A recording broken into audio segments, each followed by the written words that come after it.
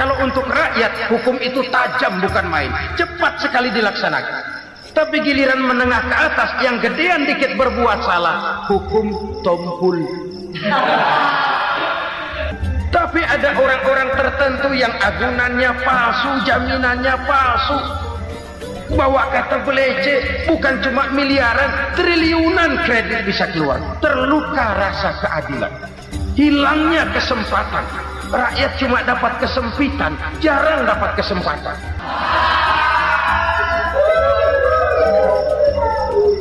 Penjara-penjara berdasi kepala botak yang menguras uang rakyat habis-habisan, enak saja melenggang dalam kehidupan ini. Makin terluka rasa keadilan rakyat. Wa ma hakamu bighairi ma anzalallah illa fasha fihimul faqru. Kalau hukum yang diterapkan sudah menyimpang dari keadilan yang diajarkan Allah, bertebaranlah kemiskinan di mana-mana. Assalamualaikum warahmatullahi wabarakatuh. Waalaikumsalam warahmatullahi wabarakatuh.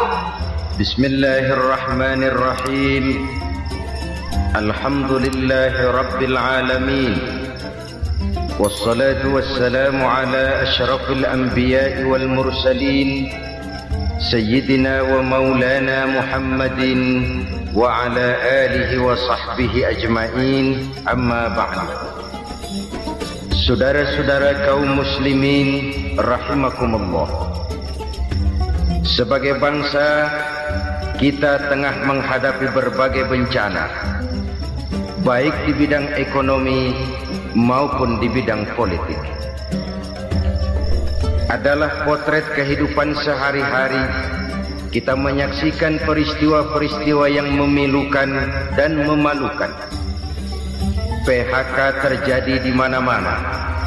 Pengangguran meningkat, harga-harga membumbung tinggi, daya beli rakyat semakin lemah.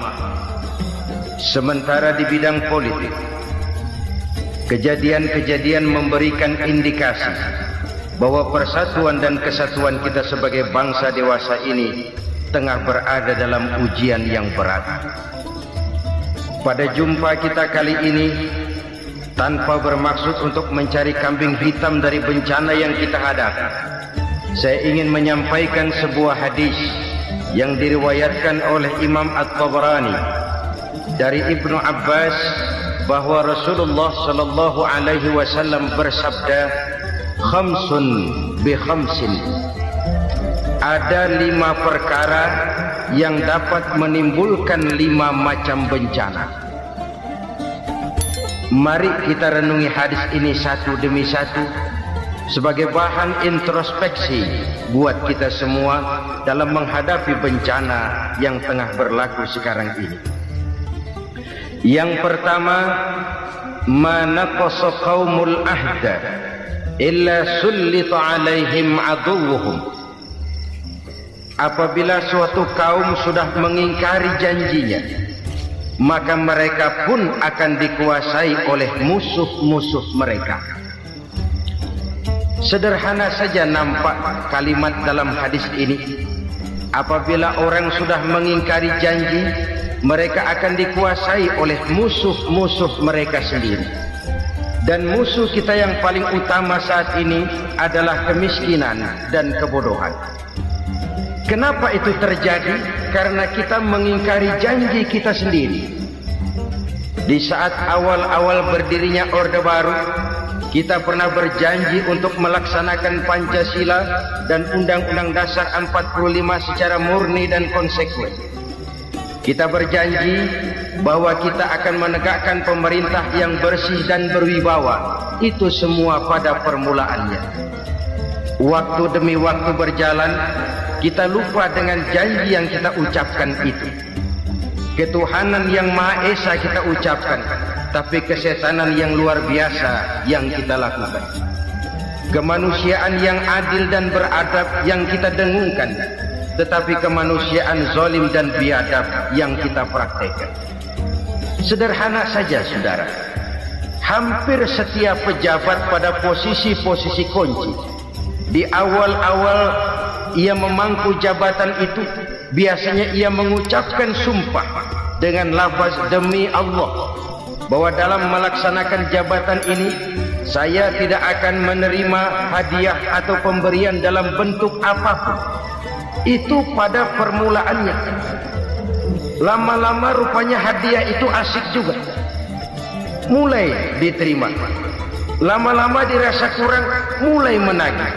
Dan akhirnya terjadilah praktek yang disebut suap menyuap, semir menyemir, dan lain sebagainya. Kalau ini sudah menjadi kenyataan, bagaimana kita mau menegakkan pemerintah yang bersih dan berwibawa? Undang-Undang Dasar 45 menyatakan bahwa bumi, air, dan seluruh kekayaan negara dikelola oleh negara bagi sebesar-besar kemakmuran rakyat. Yang terjadi adalah bahwa kita merasa mewakili rakyat untuk menikmati harta dan kekayaan negara, sehingga rakyat banyak tidak bisa ikut menikmatinya. Menumpuklah harta itu sehingga terjadilah pepatah, gunung ditimbun, sumur digali. Yang kaya semakin kaya, yang miskin semakin terpuruk. Kita ingkar dengan janji yang kita ucapkan di awal-awal kita bergerak.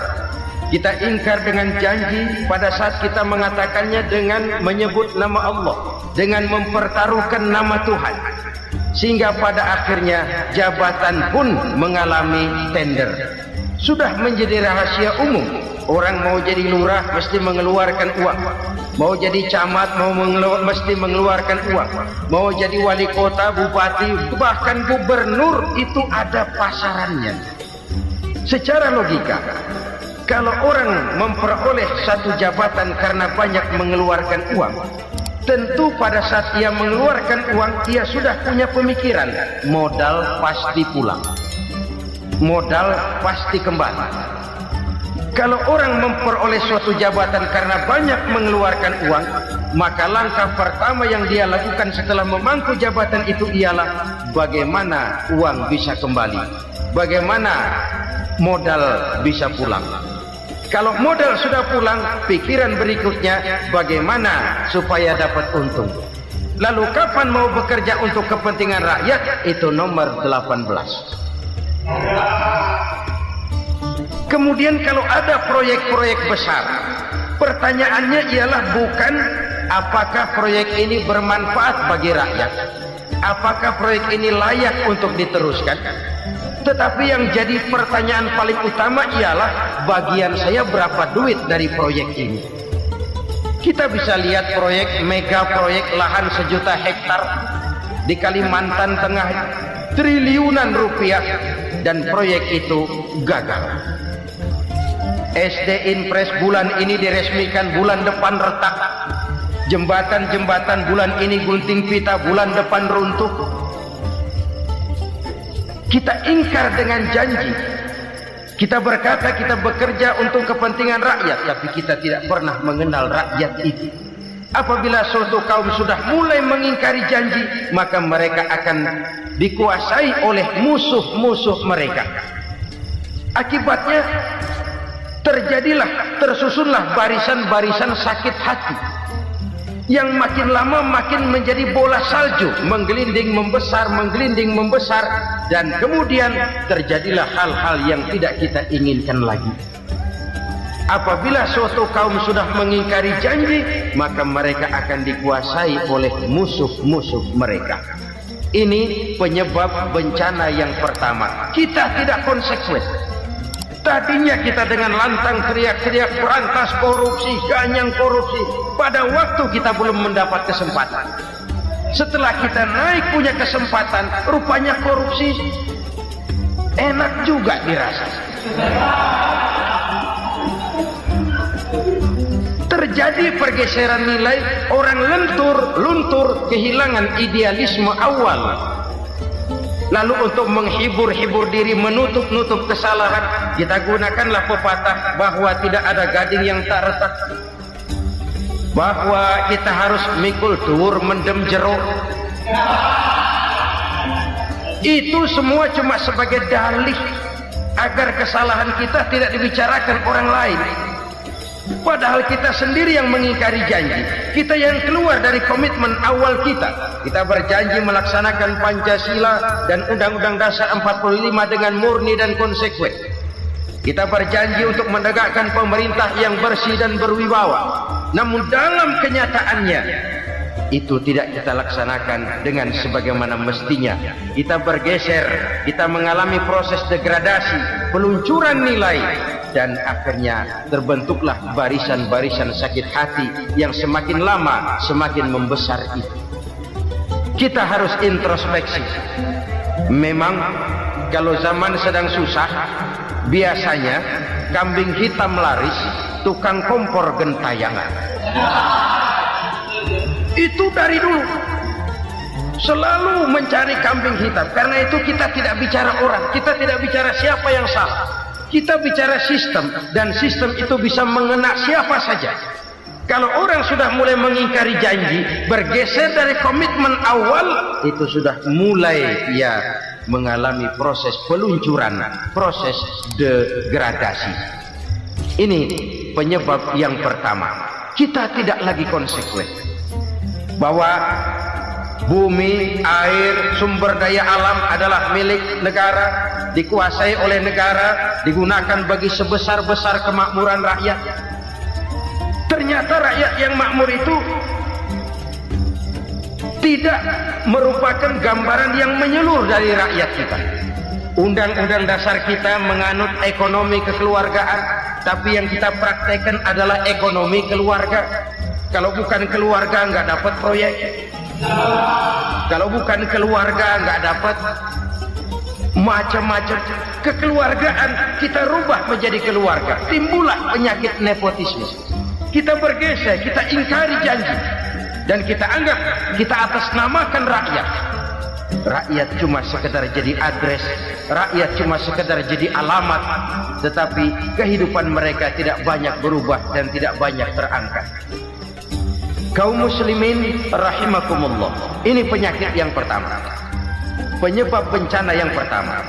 Yang kedua kata Nabi, wa ma hakamu bighairi ma anzalallah. Apabila hukum yang diterapkan sudah tidak lagi bersumber dari hukum Allah, illa fasya fihimul faqr, maka akan bertebaranlah kemiskinan di mana-mana. Ini artinya apa? Apabila hukum tinggal sebuah stempel, apabila hukum sudah diatur menurut kepentingan, apabila hukum sudah tidak lagi ditegakkan secara adil, maka kemiskinan merambah di mana-mana. Hukum diatur menurut selera orang yang sedang berkuasa, maka yang benar bisa jadi salah, yang salah bisa jadi benar. Hukum dalam kenyataan hidup berlaku seperti pisau. Pisau itu kan saudara lihat, yang namanya pisau dimanapun itu tajamnya ke bawah, ke atas tumpul. Kalau hukum itu, kalau untuk rakyat, hukum itu tajam bukan main, cepat sekali dilaksanakan. Tapi giliran menengah ke atas, yang gedean dikit berbuat salah, hukum tumpul. Hukum pura-pura tidak dengar. Akibatnya terluka rasa keadilan rakyat. Satu kasus rakyat diam, dua kasus rakyat diam, tiga kasus rakyat diam, kasus terakumulasi di hati rakyat. Luka rasa keadilan, dan itu menjadi sumber bencana.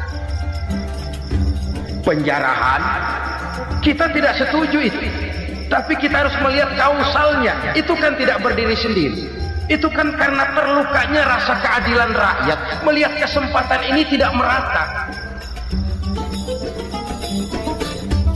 Kalau rakyat ini yang ngajukan kredit ke bank, walaupun jumlahnya cuma jutaan, ratusan ribu, susahnya 17 setan.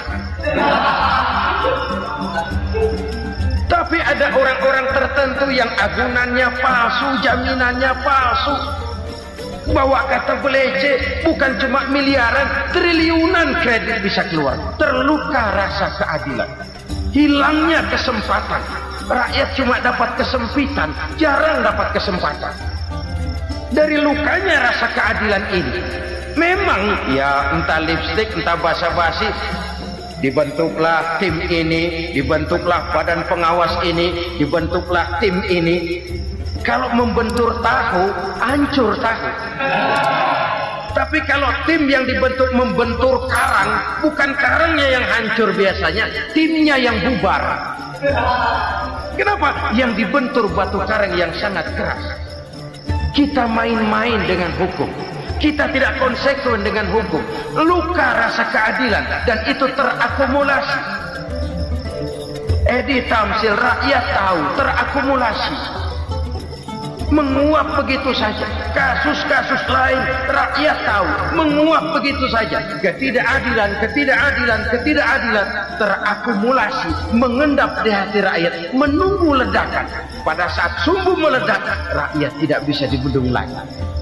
Oke, kita tidak setuju dengan penjarahan, tapi jangan melihat itu sebagai peristiwa yang berdiri sendiri.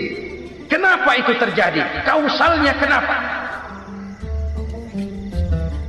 Oke, kita tidak setuju memang, tapi yang dijarah oleh rakyat kan memang cuma untuk perut. Yang dijarahkan beras, yang dijarahkan televisi, yang dijarahkan kulkas yang masih bisa dihitung, yang memang real untuk kebutuhan rakyat. Penjara-penjara berdasi kepala botak yang menguras uang rakyat habis-habisan, enak saja melenggang dalam kehidupan ini. Makin terluka rasa keadilan rakyat.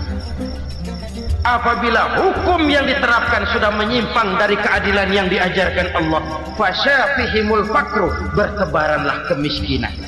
Aneh, memalukan, memilukan. Sebuah negara agraris yang katanya pulaunya hijau royo-royo, Gemah Ripalau Jenawi Toto Tentem Kertora Harjo, yang tahun 93 pernah mendapat penghargaan dari FAO, Badan Pangan Sedunia, sebagai negara yang berhasil dalam swasembada pangan. Sekarang ini kita terpaksa betul beli beras dari Vietnam, beli beras ke Kamboja, beli kedelai dari Kamboja. Kenapa? Lahan sawah kita habis ditanami pabrik. Teknologi kita, teknologi loncatan yang non-applied, tidak terpakai oleh kita. Lantas lahan yang tidak bisa kita tanami, kita paksakan lahan-lahan gambut menjadi tanah pertanian yang subur dengan biaya triliunan, dan kita gagal. Kita cari jarum dan kapak hilang. Kita mau jadi negara industri dengan loncatan teknologi yang maju, kita lupakan pola pijak kita sebagai negara agraris, dan akhirnya kita kecolongan. Lihatlah dewasa ini. Rakyat kita antri sembako di mana-mana. Di sebuah negara agraris, ketidakadilan melahirkan kemiskinan. Kemiskinan moral dan kemiskinan material. Kemiskinan moral, rakyat nggak percaya lagi sama pejabat. Rakyat mengalami krisis figur. Orang, alah lu ngomong dah sama ember.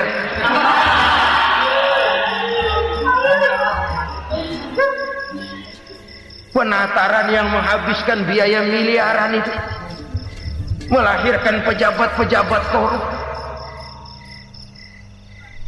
Pengawasan yang menghabiskan biaya miliaran itu ternyata impoten, mandul. Kemiskinan moral. Jujur saya berkata, saudara-saudara, setelah pintu reformasi dibuka, itu yang masuk memang macam-macam. Ada yang memang punya tujuan murni, konsekuen, dan punya konsep. Ada yang nunggu di tikungan, begitu mobil lewat nyamber pintu, berangkat ikut reformasi. Ada yang memanfaatkan momentum, mumpung, untuk nyampein unek-unek, ngerti nggak, pokoknya ngomong.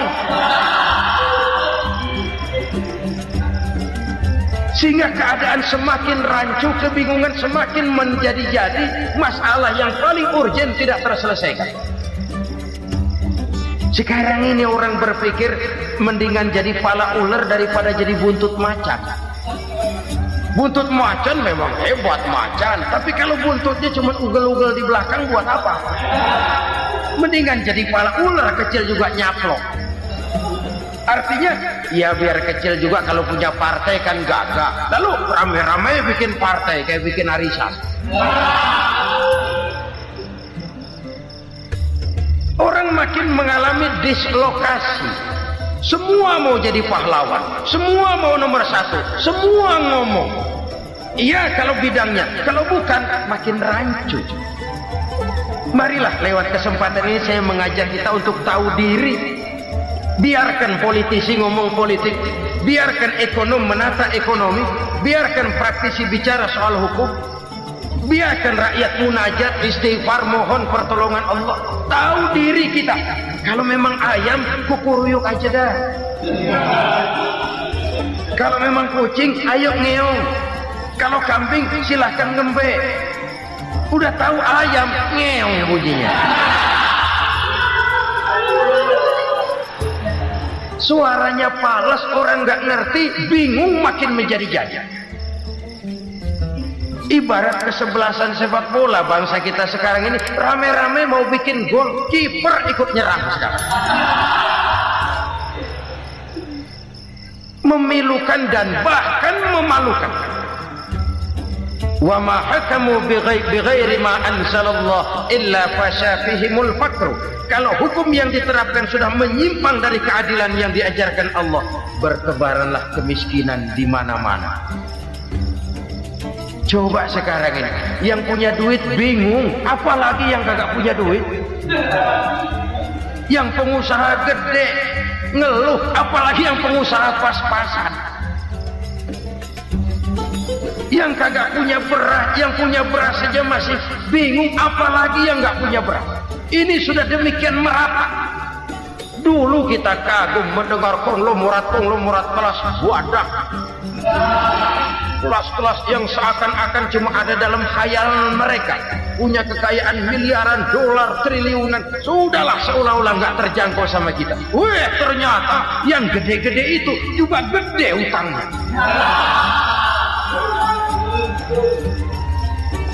Dan rontok satu demi satu. Ternyata rakyat selama ini cuma dialamatkan, cuma dijadikan address. Rakyat yang tidak banyak ngerti persoalan ini harus menanggung hidup ini begini berat, harus menanggung beban hidup ini begini tinggi. Daya beli semakin lemah, semakin terpuruk dan terpuruk, sedang keadaan belum juga banyak berubah. Yang hutang sama luar negeri itu kan bukan rakyat kecil, Ciano. Yang banyak nyimpen dolar juga kan Ciano. Rakyat kecil bocah kampung mah jangankan nyimpen dolar, ngelihat juga tumben. Kemana kita mesti bercermin? Sekali lagi saya mengatakan maaf, kita tidak bermaksud mencari kambing hitam. Karena itu kita tidak bicara orang, kita bicara sistem, kita bicara keadaan. Beginilah yang dikatakan Nabi, penyebab timbulnya bencana, hukum yang ditegakkan tidak lagi berorientasi kepada keadilan, tapi berorientasi kepada kepentingan. Akhirnya bentuk hukum seperti pisau, tajam ke bawah, tumpul ke atas. Hukum cuma buat rakyat kecil, tetapi kelompok menengah ke atas kadang-kadang kebal dari perlakuan hukum. Maka bertebaranlah kemiskinan. Iya, kemiskinan moral berupa lukanya rasa keadilan. Kalau rasa keadilan terluka, orang kan nunggu kesempatan, saudara. Iya, dia nggak bisa ngomong. Iya, dia nggak sanggup action. Iya, dia nggak bisa tunjuk rasa, tapi hatinya kan kapan ada kesempatan, kapan ada waktu, tunggu. Hatinya mesti begitu. Sehingga begitu ada kesempatan, terjadilah hal-hal yang tidak terhindarkan. Dan itu ekses, bukan reformasi. Jangan seperti sebuah dialog saya dengan seorang abang beca. Saya bertanya, bang, ya, abang tahu nggak reformasi? Tahu, Ustaz. Apa? Pembakaran. terus penjarahan, lalu perkosaan. Itu revolusi. Itu yang saya lihat. Itu yang dia lihat. Saya tentu tidak menyalahkan abang beca kita, karena memang itu yang dia lihat dan sejauh itu wawasannya. Tapi ini indikasi bahwa banyak rakyat kita yang belum bisa menggunakan kebebasan secara bertanggung jawab. Padahal kebebasan tanpa tanggung jawab tirani. Sebuah contoh gampang-gampangan. Saya beli radio, saya setel di kamar saya, lalu saya bilang, ini radio gue. Yang beli gue, pakai duit gue setel di kamar gue, sekeras-kerasnya, gak ada urusan sama orang lain. Itu kata saya. Tetapi tetangga saya sebelah rumah kan boleh juga ngomong begitu. Kata tetangga saya, ini mata gue, yang ngantuk gue tidur di kamar gue. Kenapa suara radio lu nyampe kemari? Artinya apa ini? Kebebasan saya nyetel radio dibatasi oleh kebebasan tetangga saya yang mau tidur. Tidak ada kebebasan mutlak. Kebebasan mutlak tanpa tanggung jawab kembali akan melahirkan tirani, kembali akan melahirkan pemaksaan kehendak. Dan itu lagi-lagi bukan demokrasi. Saudara-saudara kaum muslimin rahimakumullah. Ini penyakit yang kedua, lukanya rasa keadilan, terutama di kalangan rakyat kecil.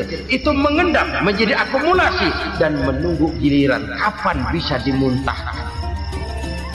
Dengan kata lain, rakyat itu banyak banget makan yang perutnya jadi enak, nyelam. Kapan nunggu muntahnya?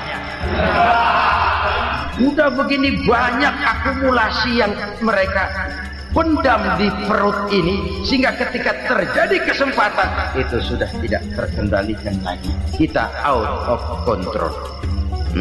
Saya tidak mentolerir sikap-sikap kekerasan. Bahkan saya lebih cenderung bahwa kalau di rumah kita banyak tikusnya saja racuni, jangan rumah dibakar. Bahwa ada korupsi, ya, ada kolusi, memang ada nepotisme, tentu. Tetapi tikusnya saja racuni. Jangan rumah dibakar. Masa mau ngusir tikus bakar rumah? Tikusnya lari, tikusnya selamat, rumahnya ewes-ewes.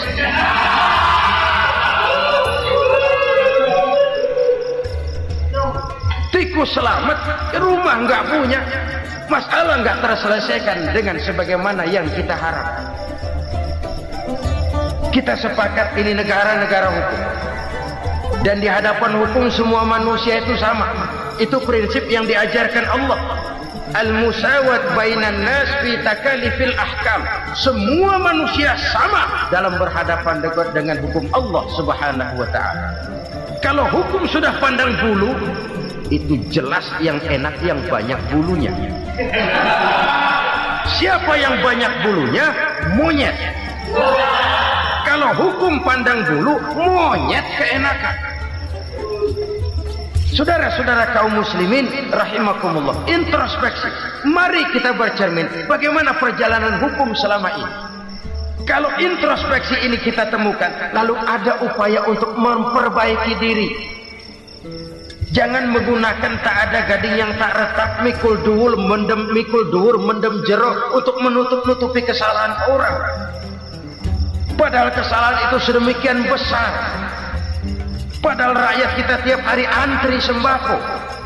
Ada yang sehari sekali makan, ada yang makan sudah bercampur tiwul, ada yang nasi sudah dicampur pisang, balik jadi orok lagi. Macam-macam upaya rakyat untuk menangsal perut ini. Lalu rakyat ditenang-tenangkan, lebih baik puasa Senin Kemis sambil menghadapi krisis ekonomi. Kenapa rakyat yang disuruh puasa? Kenapa bukan pejabatnya yang puasa lebih dulu untuk kemakmuran rakyat? Kalau rakyat yang memang perutnya udah gepeng disuruh puasa, makin krempeng perut. Artinya pejabat harus punya sense of politics. Ya tidak ada. Puasa itu kan tidak cuma Senin Kemis saja. Puasa itu puasa perasaan, puasa menghargai perasaan yang sedang kondisi yang sedang dihadapi oleh rakyat.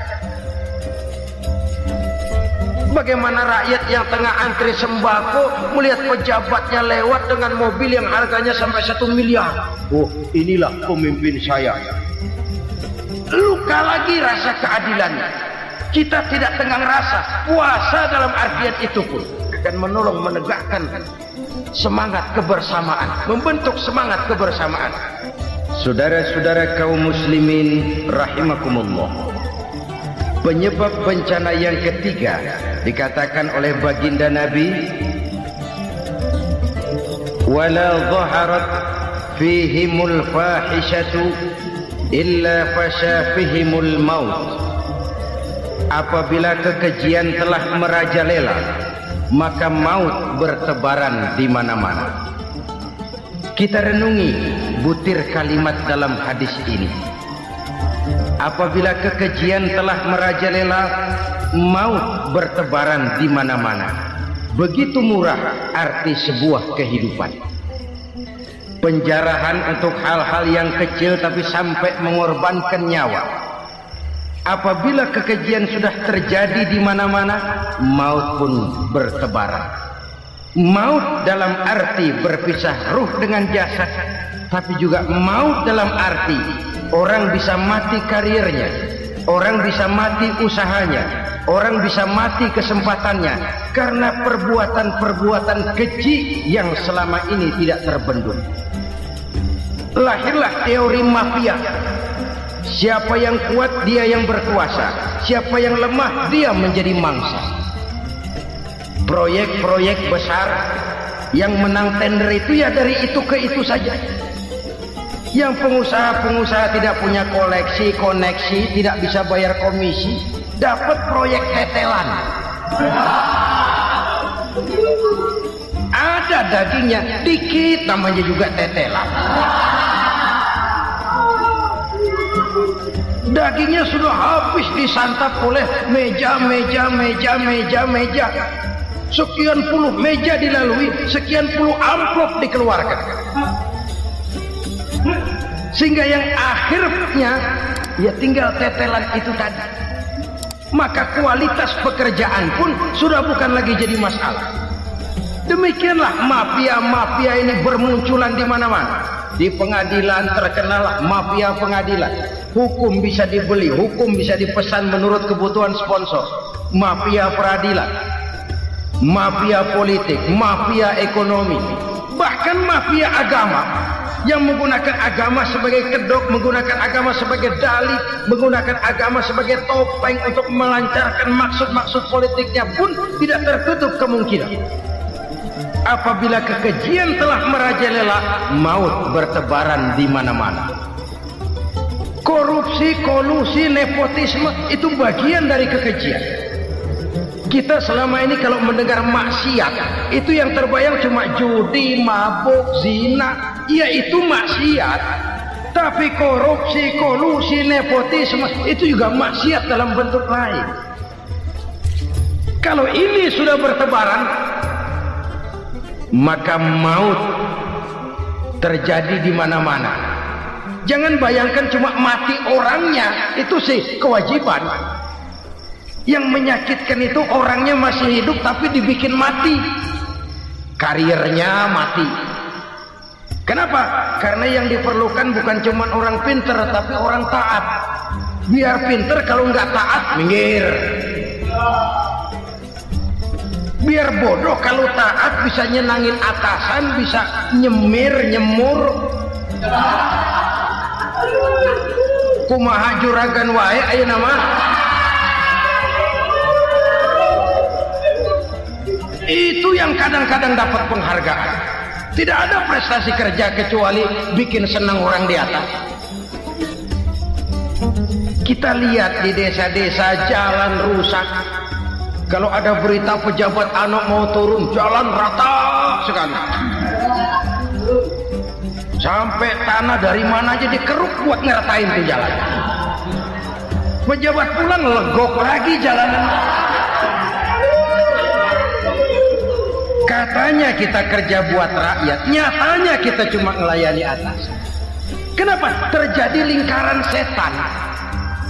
Seperti kata lagu Dul Sumbang itu, mahasiswa takut sama dosen, dosen takut sama dekan, dekan takut sama rektor, rektor takut sama menteri, menteri takut sama presiden, presiden takut sama mahasiswa.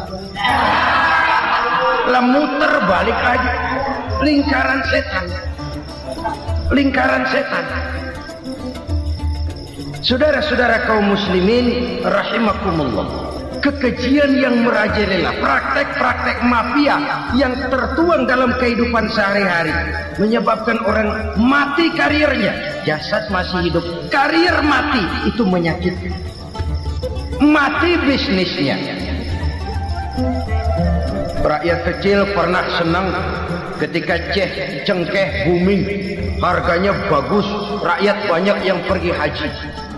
Lalu mau ditata, lahir tata niaga cengkeh, malah amburadul. Harga cengkeh jatuh, petani cengkeh kecil menjerit. Siapa yang untung? Segelintir orang. Masihkah kita pakai atas nama rakyat untuk kepentingan nasional, padahal yang nyanyi cuma segelintir orang? Masihkah kita mau bohongi rakyat ini dengan mobil nasional tapi bikinan Korea? Masihkah kita mau bermain verbalisme, bermain kata? Ini sebuah masa lalu yang tidak perlu terulang lagi untuk masa-masa yang akan datang. Kekejian merajalela, orang mati karir, bisa mati usaha, mati bisnis. Usahanya maju, dirangkul, hancur. Usahanya maju, dipukul, hancur, tenggelam. Bahkan yang memilukan dan memalukan badan-badan usaha milik negara itu dikebiri sedemikian rupa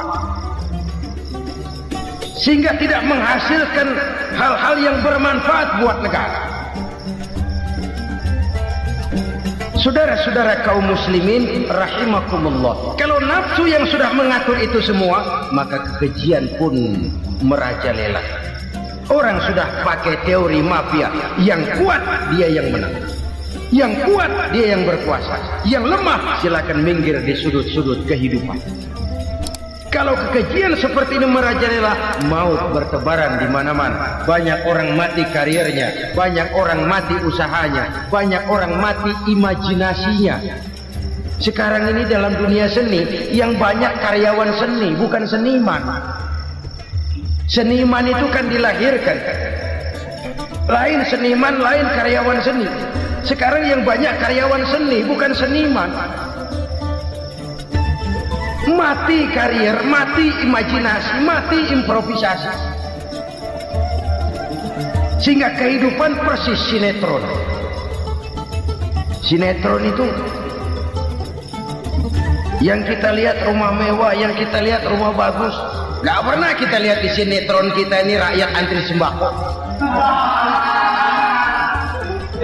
Kita dijejali hal-hal yang indah, yang wah, yang membuat kita tenggelam dalam gaya hidup instan, tenggelam dalam gaya hidup wah. Kita lupa dengan realitas keseharian di tengah-tengah masyarakat kita. Lahirlah kelompok-kelompok selebritis, dibesarkan oleh berbagai media. Selebritis pilek aja masuk koran, pilek.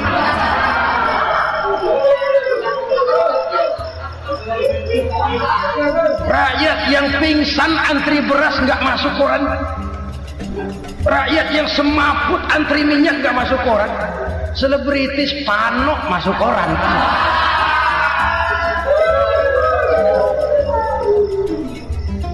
Kita besarkan hal-hal kecil, kita kecilkan hal-hal besar. Karena apa? Kita mengejar oplah, kita profit oriented, tidak lagi berorientasi kepada realitas hidup yang kita hadapi ini. Kalau kekejian sudah merajalela, kata Nabi, maka maut bertebaran di mana-mana. Maut dalam artian maut, coba lihat sekarang begitu murah nyawanya. Karena 1000 perak orang mau nusuk bunuh. Karena beras seliter orang khilaf, begitu murah kehidupan.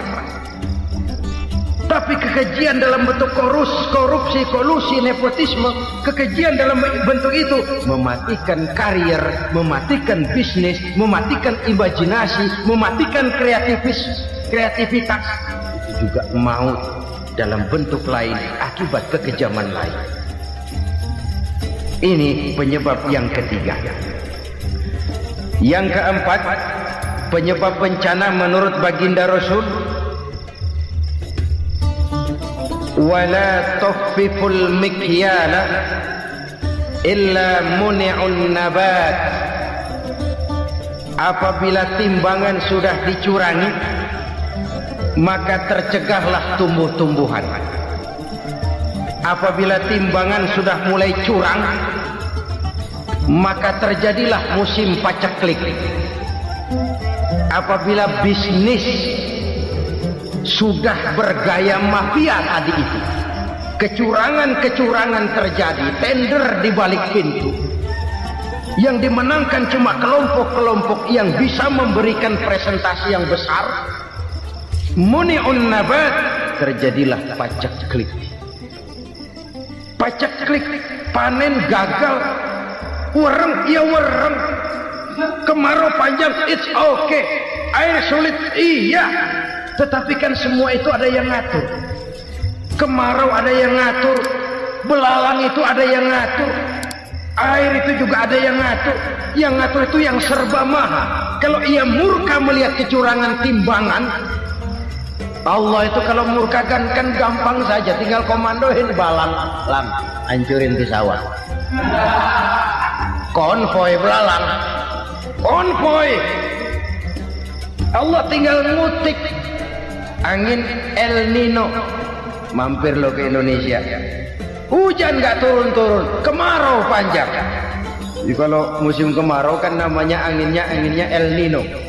Kalau musim hujan anginnya namanya La Nina. Cakep namanya, kejem orangnya. Saudara lihat Cina sekarang sedang kena La Nina, banjir besar, ribuan orang meninggal. Dia mah ribuan mati kagak berasa, rakyatnya miliaran. Bangladesh lagi ngalami La Nina, India lagi ngalami La Nina. Angin, hujan, kemarau, belalang, itu kan ada yang ngendaliin.